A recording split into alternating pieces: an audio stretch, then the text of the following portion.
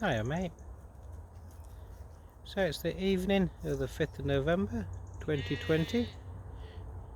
Lockdown's just started. Reggie's still on his own waiting for his ewes, who should be coming, certainly 2 will be coming at the weekend, once they've all been wormed and had their feet done.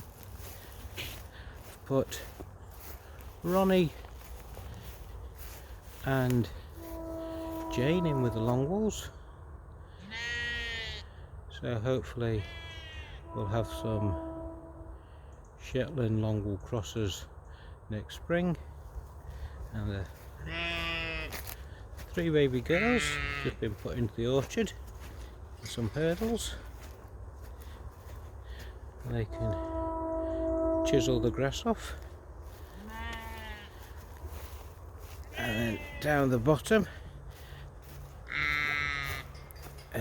Patchy's foot seems to be getting better, so I've put him and Howie back out.